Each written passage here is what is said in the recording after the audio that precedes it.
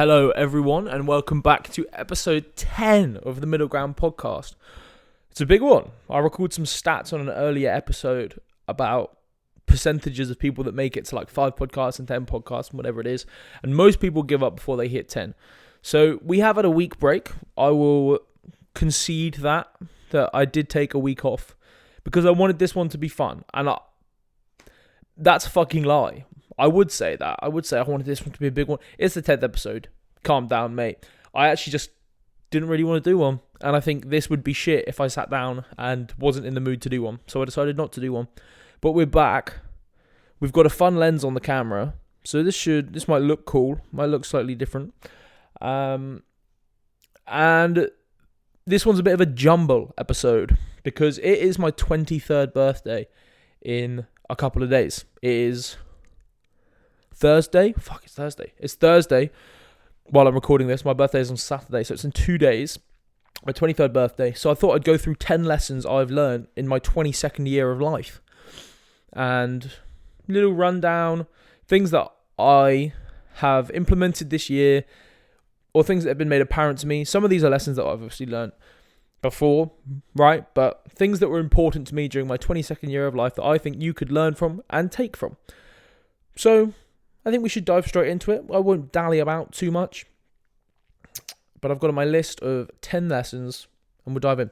So lesson 1 was one that I actually came across very recently and I thoroughly enjoy it. It's an insight from James Clear and it's fucking great. Like, it's really good. So I'll read it to you now. It doesn't make sense to continue wanting something. I'll say that again.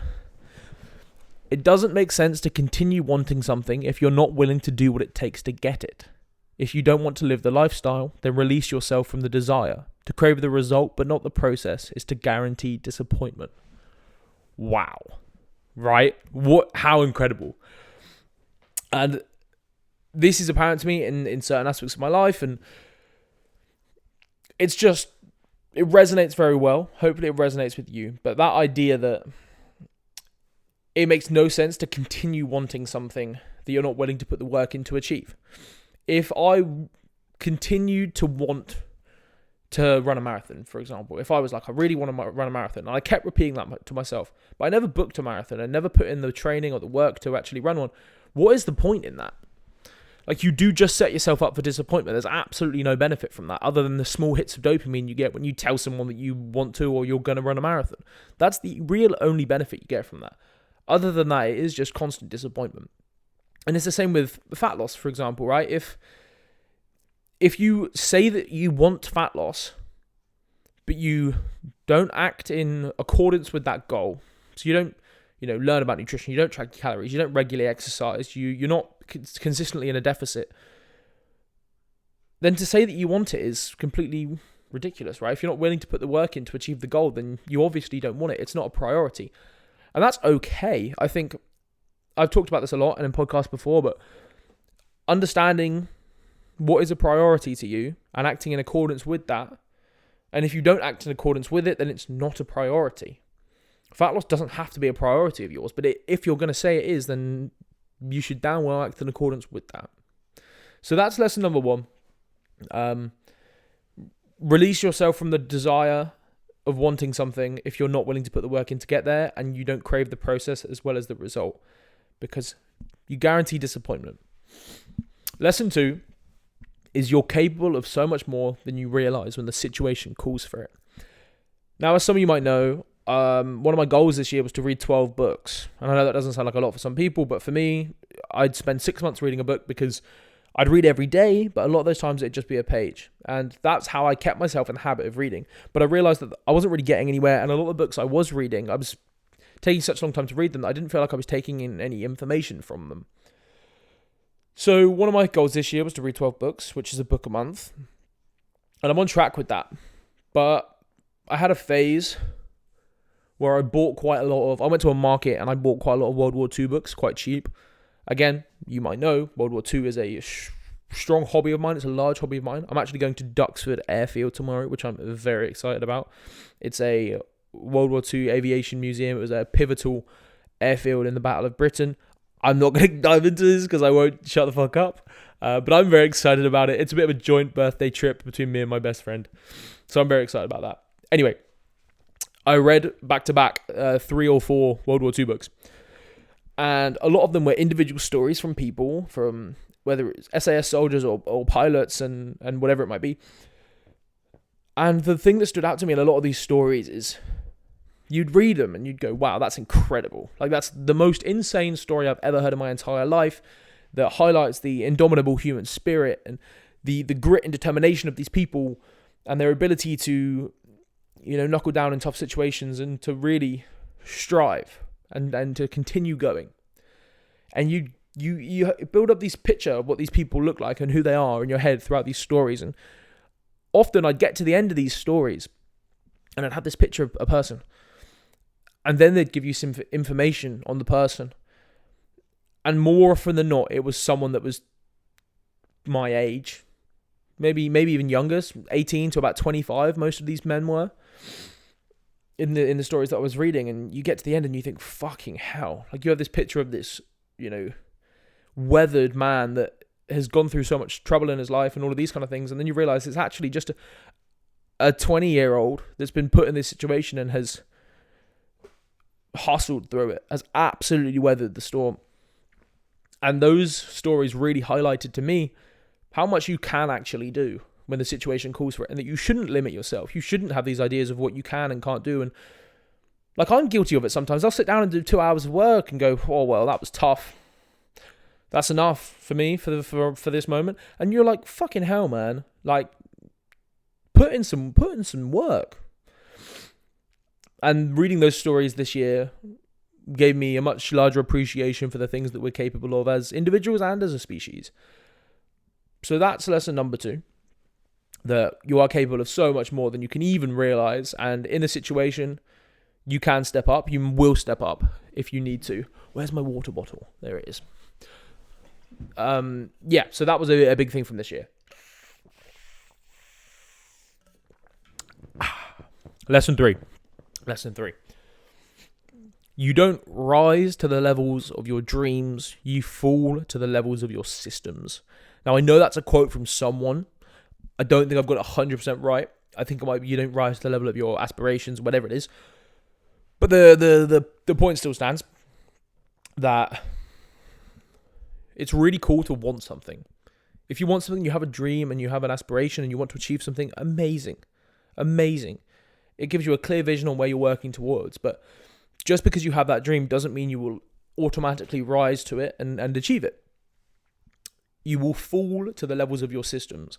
If your daily inputs and your life and your actions aren't geared around achieving that goal, then you're not going to achieve it. You will fall to that level and you won't keep rising. If you want to achieve the things that you say you want to achieve, you have to have the systems in place to get there. You have to have the routines in place. You have to have the structures in place that allow you to put in the work to get there. And these are all lessons. Again, these are things that I've had to take in and learn and use, and I have struggled with some of them. I have struggled with not putting in enough work, or what I believe to not be enough work, or having dreams that are above me and having to sit down and analyze and think, am I doing the things that I need to do to achieve these goals? And most of the time it's a tough conversation, and most of the time it ends in a no. But it's a good place to be in, to be able to assess that of yourself and realize what you are doing and pride yourself on that, but then also realize what you're not doing and confront that, because there's no point in lying to yourself in these moments. Quentin Tarantino talks about this quite a lot, actually. He talked about it, I think it might have been a Rogan podcast, but he talked about how he used to do one night, I don't know whether he says he'd done one night a year or whatever it was, but he used to have these nights where he'd stay up all night. And he'd write down every single thing that he was fucking up, basically every single thing that he wasn't happy he was doing or that he was doing wrong, whatever it was. And instead of wallowing in it, he'd come up with the next step. How do I fix this? How do I change this? And then instead of going to sleep and letting it pass, he would continue the next day and he would start that momentum then. And I think there's something to be said for that, to have this like purge where you Really dive deep into the things that you know you might not be doing, or the things that you know you are doing that you don't want to be doing. And not bullshitting yourself. I think that's something that I've definitely struggled with, and a lot of you might struggle with, is we bullshit ourselves a lot. Because it's not nice to feel bad. And if you can lie to yourself and tell yourself that you're doing well and all of these kind of things, then it's a nice position to be in, right? You make yourself feel good. But I do think there is a time and a place to be really harsh on yourself and to really look at what you're doing and what you're not doing and assess it and come up with a plan to fix it. And I think that's an important lesson to learn. So that is lesson 3. You don't rise to the levels of your dreams, you fall to the levels of your systems. Number 4, slightly different one. There is a point where you get big enough in training. I always thought it's the typical bodybuilding trope, right? Oh, you're never big enough. You only want to get bigger. The bigger you get, the bigger you want to be. And I used to think this was 100% true. Hard and fast rule. You're never big enough. You're never big enough. You're never big enough. And what a fucking load of shit, mate. What a crock of shit. If you are a self-aware person that has goals outside of being a Olympia competitor, which for those who don't know is the world's most prestigious bodybuilding show. If you have goals and aspirations outside of that, there will come a point where you go, actually, I'm pretty happy with how I look. Pretty happy. I don't really need to get that much bigger. I'm very content. And to be fair, it's taken me 7 years to get there. It's taken me 7 years to actually look at myself in a mirror and go, fucking hell, good work, mate. I'm proud. I'm proud of that. It's taken me a long time, but I thought that day was never going to come. And it's similar with the eating disorder side of things as well, I suppose. You always think that voice is going to be there. You always think you're going to have that problem, that issue. And to some degree you do, the voice just gets quieter. But I never thought I'd get to a position that I am now with, my eating disorder. I never thought I'd overcome it so much. And it's the same thing with getting big enough. I never thought I'd be big enough. I always thought I'd, not be happy in the body that I'm in and want to chase getting bigger and bigger and bigger. And now I look around and I go, there's goals that mean a little bit more to me. I want to compete in this. I want to compete in that. I want to be able to do this. I want to be able to do that. I want to be able to run faster and jump higher and all of these things that don't necessarily revolve around getting bigger. Yeah, it's cool. Don't get me wrong. I've got a day in my program that is dedicated to muscle groups that I feel like could be a little bit bigger, which is shoulders, arms, quads, adductors. That's it. That's kind of it. And they're just things that I want to bring up a little bit. But I'm very content. If someone told me that I'm going to look the way I do now for the rest of my life, fucking hell, be a happy bunny. Be a happy bunny. And I think that's a cool position to get to. I never thought it was a position that was possible to get to. I always thought you'd want to be chasing more. But I realized that you just fill that gap with other goals. You do just naturally start to get a little bit bored and search for other things. And I suppose that just tells me that bodybuilding isn't for me, which I'm very happy about. Because it seems like a shit sport for me. I'm just not interested in it. But that's lesson number 4. There is a point where you do get big enough, and I never thought that was a thing. But you can get big enough where you want to start putting your energy towards other goals and other things, and all of a sudden getting huge takes a back seat because you've gotten to a point where you think, fucking hell, I'm pretty happy with that. So that's a lesson for you if you're still stuck in that place of like, I want to get bigger, I want to get bigger. There's a hunger, there's a drive for it, and it, again, like I said, it took me 7 years of training to get to that point. Pretty much every week, very consistently. So don't rush it. Don't expect it to come tomorrow. But if you keep training and you keep putting in the work, you will get to a point where you think, yeah, happy with that. Let's go do something else. Lesson number 5. The work you do now isn't for you. This is something that I can't actually remember where I heard it or when it hit me, but it's something that has played quite a big part in this year, potentially for me. Is that it's the work you're doing now is for you in 10 years, 20 years, 30 years, whether it's training or business or whatever it is. Like, for example, from a business perspective, the work that I do now doesn't show up instantly. It shows up in 3 months' time, 6 months' time. If I have a quiet six months from now, a quiet time in business, that doesn't show me that I wasn't giving my all then. It shows me that I wasn't putting in enough work now, because these things take a while to manifest. It's the same thing with your fitness. You can't get to 65 years old and want to be a fit 70-year-old and not try anything up to your 65 and go, right, this is where I lock in. Like, yeah, it's going to be better than nothing, but if your goal is to be a fit 70-year-old, you should start working on that now, in your 20s and your 30s. Not do nothing to 65 and then go, now's my time. Now I'm going to shine, right? That's not how it works. These things compound over time, and if you can put the work in now, then it will compound and compound and compound and grow and grow and grow and grow. And then you can reap the rewards when you're older. Again, business, fitness, whatever it is. The work that you're doing now isn't for you to reward yourself for now and bathe in now and actually reap now. It's for you to feel the effects of down the line. And that's awesome. It's very hard to delay gratification, but if you can and you can put the work in without this instant reward, training doesn't give you an instant reward. You feel good after it, but you don't leave a session bigger than you were when you started, apart from a bit of a pump, right? But like I said, 7 years ago, show me a picture of where I am now, I'm going to be mind-boggled. I wouldn't have even imagined it. And it all comes from delaying the gratification, putting in the work, day in, day out, boom, boom, boom, boom, boom. And you build this stack of inputs that you can kind of start to redeem later down the line. So the work that you're putting in now isn't for you now.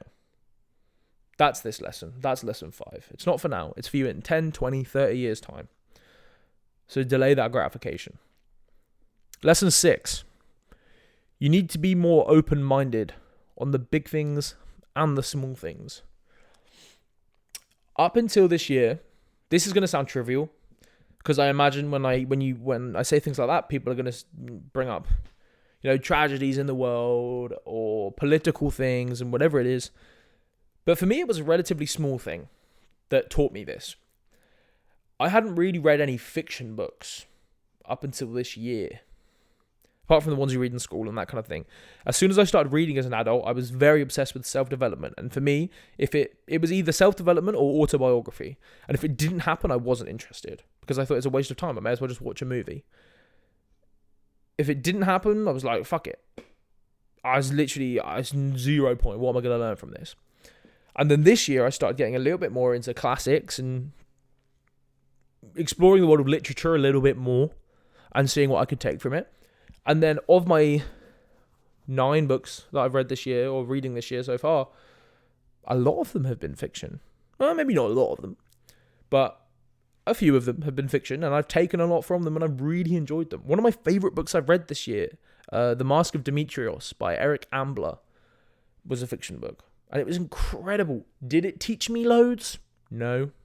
Did I thoroughly enjoy it? Yes. It was amazing. I would recommend that book to absolutely anyone. It's a kind of a thriller, but not. A bit of an adventure story, crime, drama. More of a drama, I suppose. Really good book. But that has taught me that I should be more open-minded about things. I had people telling me for years to read fiction books. Read this classic, read this Kerouac or this Steinbeck and whatever. And now it's opened my eyes to the fact that these books can teach you things about life and about people when they're entering them, even if it's not a scientific book about how you can better yourself or whatever it is, you're entering the minds of some of the greatest thinkers of the 20th, 21st century, whenever the book you're reading was published. And I love it. It's really good. And that has fed into other things where now I'm not so steadfast in my opinions, and I'm willing to listen to others, and I'm willing to take on others' opinions, because it's just impossible to be right about everything.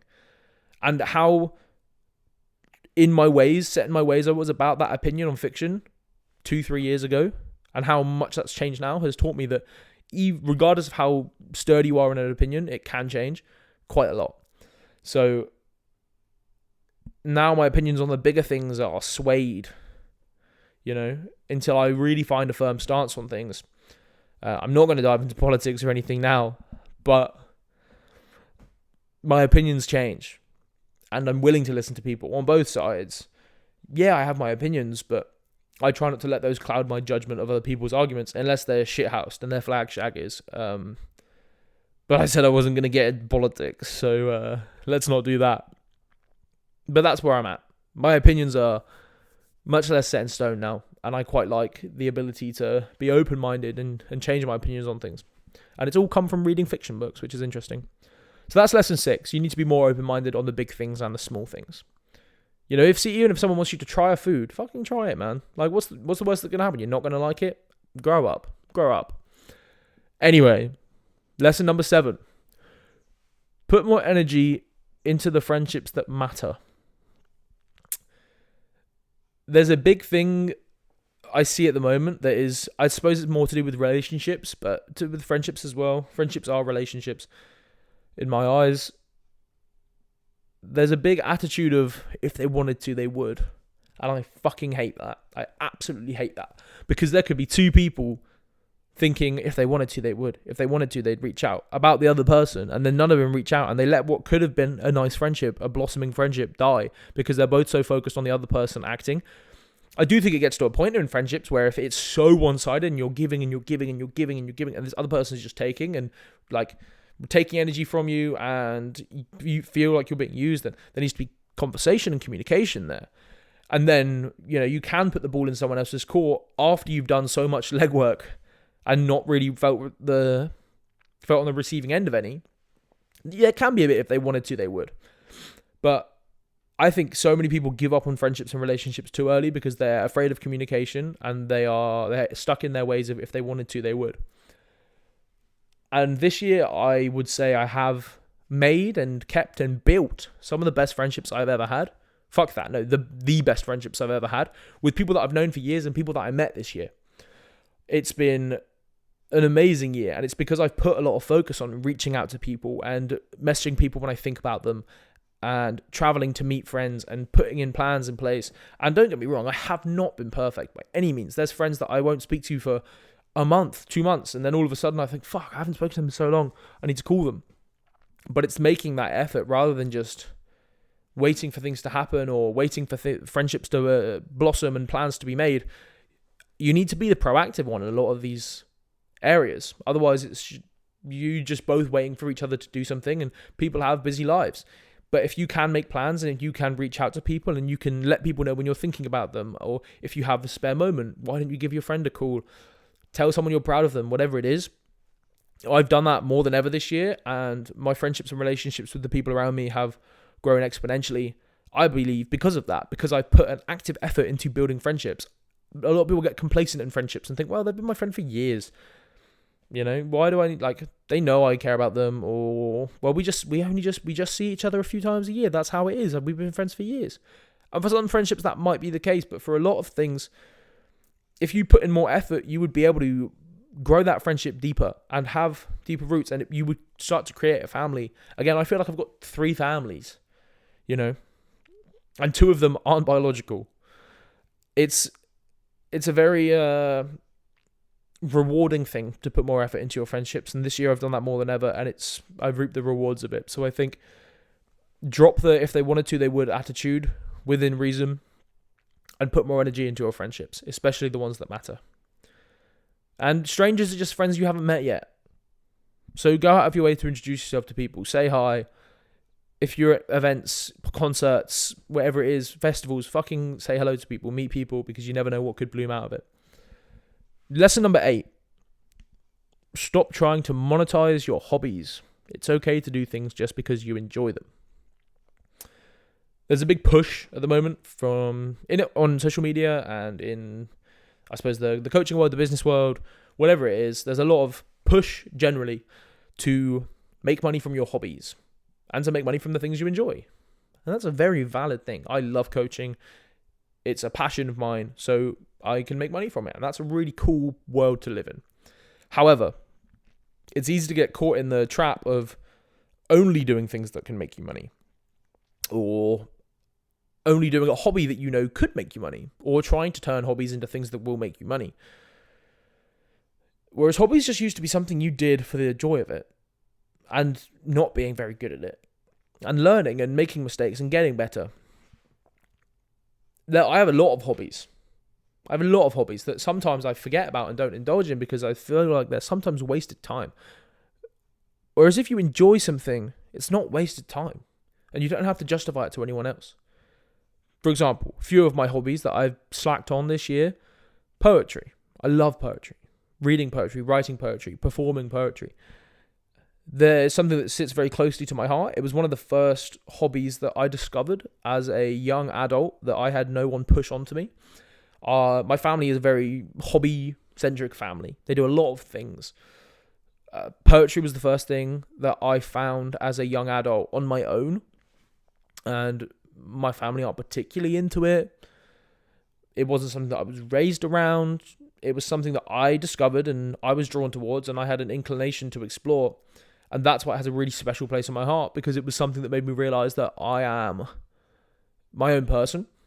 And I know that sounds a bit wanky and a bit crazy. You're like, oh, fucking, all right, mate, it's just poetry. But to me, that was a really important thing, to start developing my own interests and hobbies.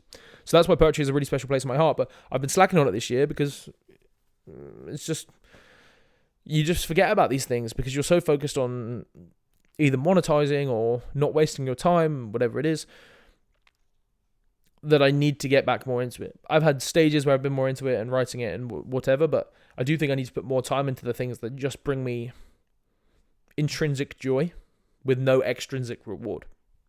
That's really important. So stop trying to monetize hobbies. You can do something just because you enjoy it. That's completely okay. Completely okay. If not better, because there's no pressure on it. There's no stress on it. You're allowed to be shit. You're allowed to be shit at things. You're allowed to be bad at things. You're allowed to try at things. Trying is not embarrassing. Not trying is embarrassing. We're nearly there, guys. We're nearly there. Lesson number 9. I'm going to sneeze. Let me mute the mic. My goodness, that was a big sneeze. Number 9. You have so much more control over your life than you realize. Don't pigeon yourself just because something feels like a big shift or change. I got into a headspace where I thought a lot of things were set in stone this year. I thought a lot of things were one-dimensional. This was it. This was the path. This was the way forward. And any deviation from that felt strange and like it wasn't meant to happen. And I think that's normal. I think when you get in a very consistent routine, any deviation from that feels wrong. And I think it's why some people have such a big issue adjusting to massive life changes, because they have an idea of what their life's going to look like and should look like and is quote unquote correct. And then that changes and it really fucks people up. And this year I've discovered that there is no correct. I think even if you're not a religious person, I'm not a traditionally religious person, you can almost have this idea of, in the back of your head, as things as predetermined. You almost just assume things are predetermined because you have an idea of how life's going to look and how your routine manifests in day-to-day life. You forget that you can just change things up. You can just go and do things. You forget you have free will very often as a person, which I find insane, that you forget about one of the most fundamental parts about being a human is having free will. And we so often forget about it. I think we need these circuit breakers, these changes, that weekend away, that spontaneous trip, that hike, that concert. We need things that snap that routine up very consistently. We're not super consistent, otherwise it just becomes part of the routine, but you know what I mean? Like consistently have circuit breakers that change things up and that change your mindset around things, and use your free will. Use your free will. And it's, for example, the Spain ride was something that I had just thought about and then decided to go and do. And I got a friend on board and we're going to go and do it. I leave in like a week and a half. So they're things that you don't really think about. And you pigeonhole yourself into this is what life looks like. You can make massive changes and massive shifts. And you shouldn't be scared of them. You should be excited by them. You have this control. You have so much control over your life. Where you go, the things you do, how much effort you put into things, what you do as hobbies, what you do for a job. Like, yeah, to some degree, there are outside factors that influence these things, but 90% of the things that happen in your life, you have control over. So control them. Don't just let things happen to you. And that's a lesson that's been really apparent to me this year, is that I have control over how my life is going to look. And there's no right and wrong. There's no correct. Even if I have an idea of what my life is going to look like, if that changes, it's not wrong or against the grain, or it's just different. It's just different than I thought that what was going to happen. It's a different outcome. But I really want to drill this into you, that just because something is different to what you thought it was going to be doesn't mean it's a bad thing. And that is what your life is going to be.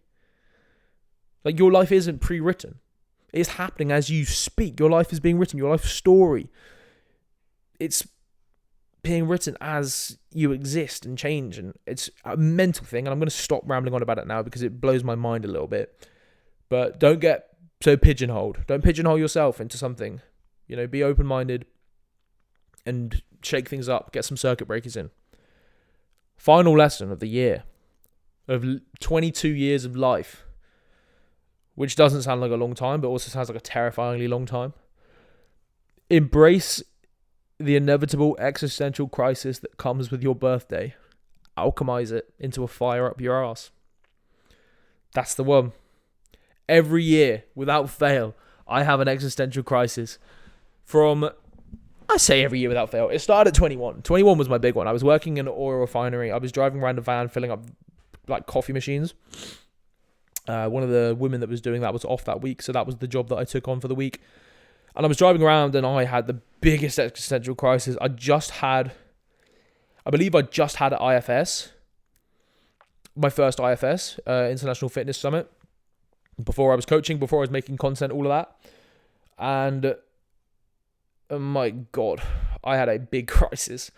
And that's when I decided to leave my job at Christmas. I thought, yeah, fuck, I need to get on top of this. Need to do this now.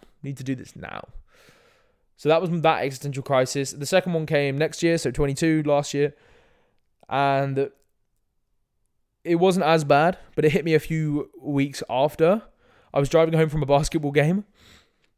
And I was on the phone to my mum. And I said something. And I was like, I'm 21, right? She said, no, you're 22. And I said, no, I'm 21, right? And she said, no, you're 22. And I was driving. And I drove the rest of that drive in complete silence. I drove 40 minutes in silence. Just think, I was like, fuck. What am I doing? What am I doing with my life? And I'm expecting one this year. We might get one. We might not. But I think at some point it gets inevitable that it gets to your birthday and you reflect on the previous year of life and go, what have I achieved? What have I got coming up? Have I done everything I wanted to do? What are the next steps? And I don't think that's a bad thing. I think an existential crisis can be an exciting thing as long as you use it. Like I said, alchemize it into a fire up your ass. To alchemize is to take things and make something new out of them, I believe, or to change something into something else. So change that fear and that crisis and that existential dread and alchemize it into something that provides you forward momentum and drive and motivation. Don't fear the existential crisis. Lean into it, embrace it, and you will feel much better for it, I believe. Those are my 10 lessons. Those are my 10 lessons that I've learned in my 22nd year of life. I know I'm young, but we're doing big things. We've got big things coming. Hopefully. Thank you for listening to this podcast for the last 10 episodes. If you're someone that's listened to every episode, that's sick. I know there's a few people out there that are religious listeners, and that's awesome. And this podcast is a great example of just doing things and making big changes, right? This was something that I thought about for a while. And I just thought, fuck it, I actually just have to do it. Otherwise, it's not going to happen. No one's coming to save you. Nothing's going to happen if you don't do it. So I did it, and it's going quite well, and I'm very happy with it. So thank you for listening. Thank you for following me along. You're going to see year 23 unfold in front of your eyes. So stay tuned. Hopefully we'll get some guests on soon. I just need to actually reach out to people that I know would come on. I'm lazy sometimes with stuff like that, so I apologize, but we will get some guests on. Thank you very much for listening. I'm Jude Venn. Follow me on Instagram, all socials, at Jude Venn Coaching. Like, subscribe, follow the podcast, leave a comment. You're awesome. You're absolutely amazing. I love you all. Thank you for letting me do what I do for a living. You're all incredible. I hope you have a great day. I hope you have a great week. And this has been the Middle Ground Podcast. I will see you all in the next one.